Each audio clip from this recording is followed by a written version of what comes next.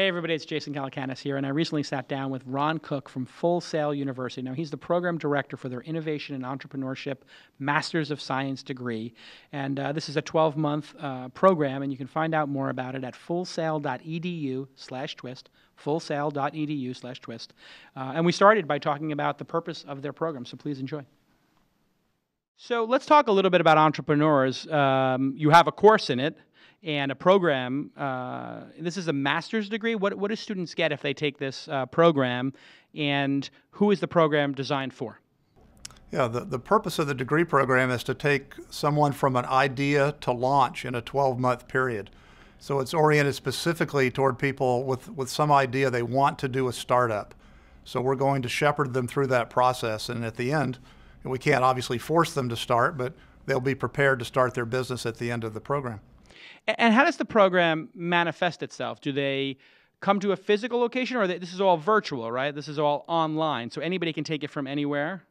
Yes, and we have students scattered all over the place, so they communicate as we're doing now. We're communicating via virtual session. Our students communicate with their teachers the same way, and on chat and email and video lessons and all different kinds of things. But we're highly interactive in our learning management system, the way we deliver education virtually.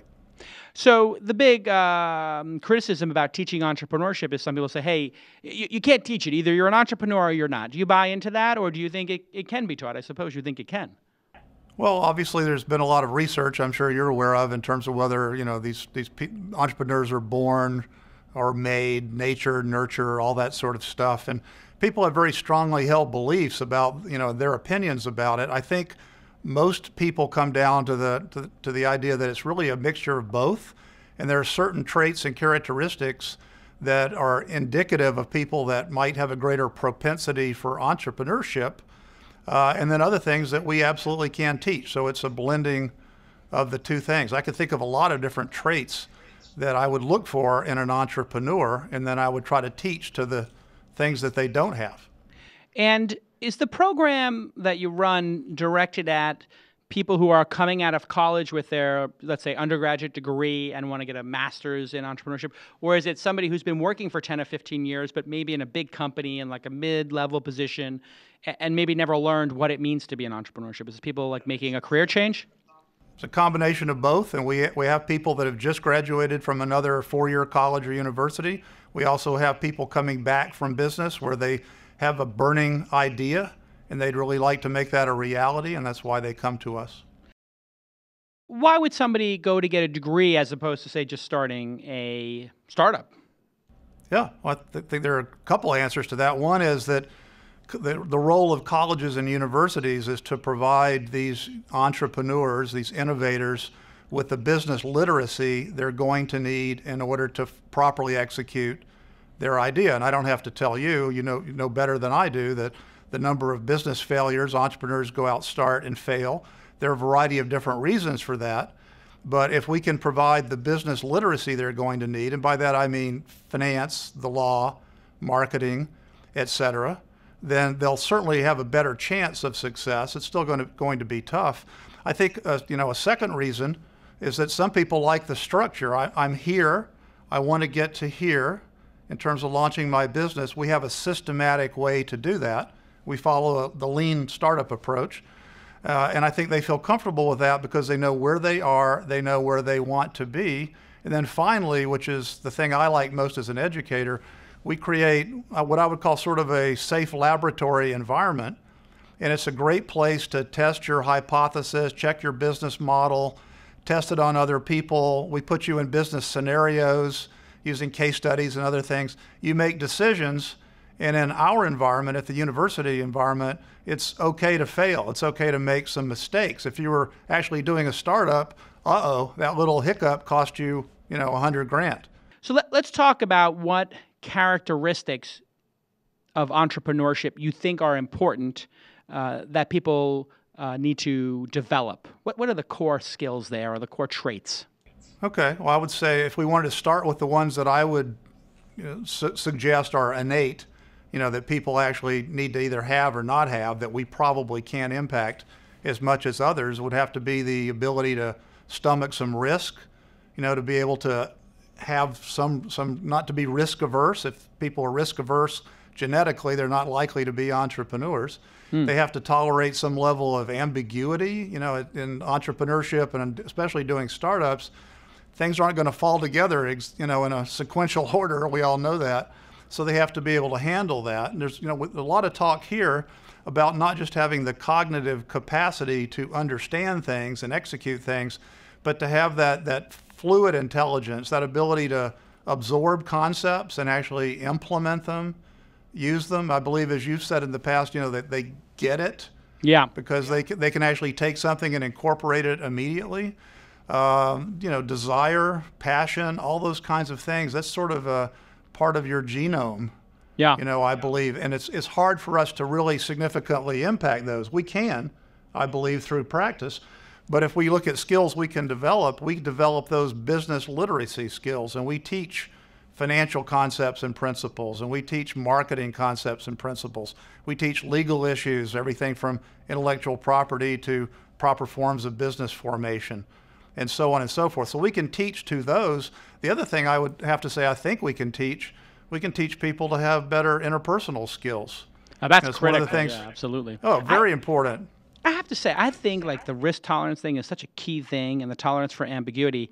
And I do think you can learn them over time. It's not going to happen overnight, but learning when you see things fail and then people actually keep carrying on in their career, actually, it's actually a great sign that you're kind of developing as an entrepreneur, where you don't take failure in a specific attempt too personally.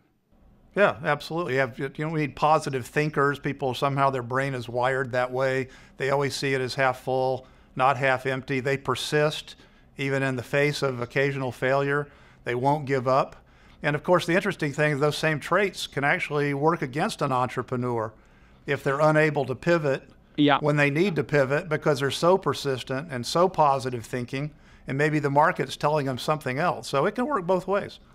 And are you too old ever to become an entrepreneur? What's your thinking on that? Some people say, hey, it's a young person's game. Do you buy into that? Or do you think people who are over 40 or 50 can actually learn to be a great entrepreneur? No, I don't buy into that. And I think if we look statistically, you'll see the number of people that are starting companies that are 40 and above.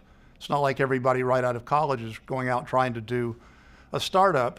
But I think you can. I mean, I think you can be taught. I think you can master the skills, everything you need to become a successful entrepreneur at an early age. And going back to that whole liquid intelligence thing, the whole, you know, having a fluid intelligence, that's going to diminish over time when we get more set in our ways. We don't want to take in a lot of new information.